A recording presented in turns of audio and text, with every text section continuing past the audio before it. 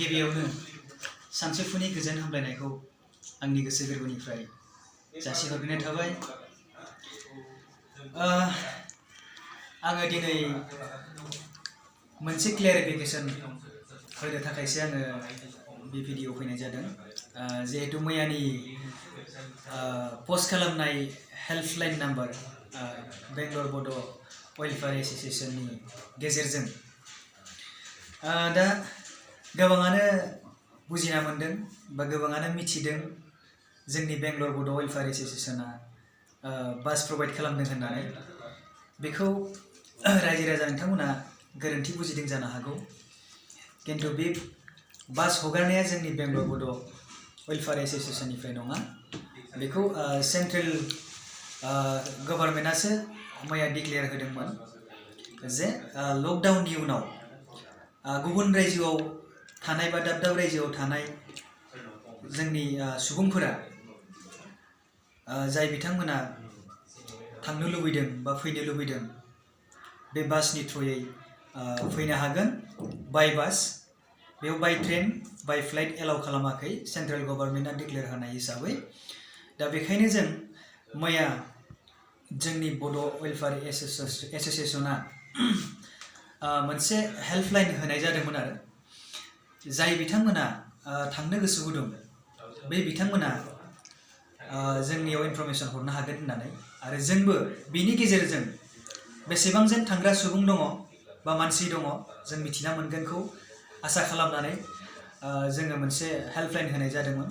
दा गोबाङानो फन खालामदों, मैयानिफ्राय खमसे खम 3000 एबभ कन्टेक्ट जादों बर' सुबुंफोरानो। दा बेखौ आङो मोनसे क्लियारिफिकेशन होनो सानदों रायजो राजानिसिम, जाहाथे रायजो राजाफोरा मिसकमिउनिकेशन दा खालामथों बा मिसआन्डारस्टेन्डिं दा जाथों। बेखायनो आं क्लियारिफिकेशन होनो सानदों जे नोंथांमोननिसिम जोङो दा 100% कनफार्मेशनखौ होनो हाया। मानो होनोब्ला सेन्ट्रेल गभर्नमेन्टआ दाबो 100% कनफार्मेशनखौ आपडेट खालामाखै। बे लकडाउन दिखांनायनि उनावसो आफ्टार 3 मेआवसो नोंथांमोना कनफार्मेशनखौ मोनगोन जे माला बासखौ होनाय जागोन आरो मालानिफ्राय मालासिम बासखौ अपेनिं खालामनाय जागोन बा खारनाय जागोन। बेनि गेजेराव सेन्ट्रेल गभर्नमेन्टआ बुंनाय बायदियै नोंथांमोना थाबैनो मोनसे वेबसाइट मोननो हागोन होननानै सेन्ट्रेल गभर्नमेन्टआ आपडेट खालामदों। दा बेखौ होनाय जाथ'वाखै।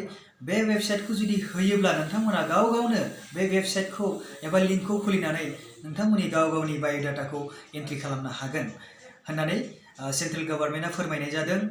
आरो जेरै दिनै बेंगलर नोगोर, तामिलनाडु नोगोर, मुम्बाइ, महाराष्ट्र, केरेला, चेन्नाइआव लाख लाख सुबुंफोरा फासिनानै दङ, एबा स्टुडेन्टआनो जा एबा फिसा फिसौ फालांगि मावग्रायानो जा एबा फिसा फिसौ कम्पानियाव खामानि मावग्रायानो जा सफ्टवेयाराव मावग्रायानो जा बिथांमोनाबो गोबाङानो गोबां प्रब्लेमाव गोलैनानै दङ बे कभिड-19नि माबायाव जाथाय जानायाव।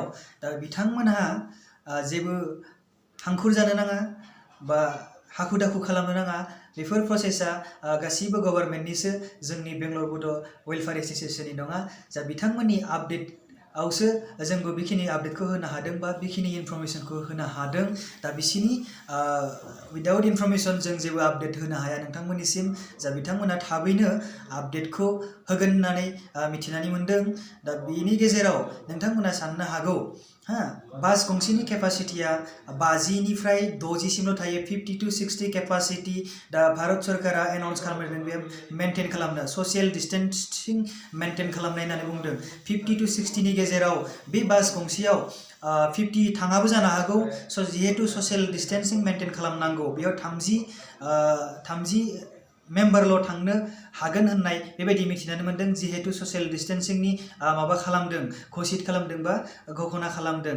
दा बेखायनो नोंथांमोनहा बै वेबसाइटआव बाय'डाटाखौ आपडेट खालामोब्लाबो बा सिरियेल नाम्बारै थाङोब्लाबो नोंथांमोना लाइनाव थाब्लाबो बा सानसेनो जायाबो जाजोबनो हागौ, बा बेवहाय सानथामावबो जाया जानो हागौ, मास मोनथामबो नांनो हागौ। खिन्थु नोंथांमोना सौहैगोन, दाबसे जायगानिफ्राय दाबसे जायगायाव नोंथांमोना मोजाङै मोजां सौहैगोन। दा बेखायनो आङो रायजो राजा नोंथांमोनखौ गुरैयै खावलायो, जाहाथे बेंगलर बड' वेलफेयार एस'सिएशनखौ गोरोन्थि दा सान। नोंथांमोननि थाखाय दिनै मोनसे हेल्पनि थाखायसो बे हेल्प नाम्बारखौ होनाय जादोंमोन नोंथांमोनखौ जों खबर मोननो थाखायसो बा बबे जायगायाव बेसेबां जन मानसि थागोन दङ थांनो ओंखारदों होननानैसो जों बे हेल्पलाइन नाम्बारखौ होनाय जादोंमोन नोंथांमोना जोंनिफ्राय होनाय होननानै दा सान बेखौ नोंथांमोननिसिम जों जुदि सेन्ट्रेल गभर्नमेन्टनिफ्राय आपडेट मोनोब्ला थाबैनो जों आपडेट खालामफिननाय जागोन गोजोन्थों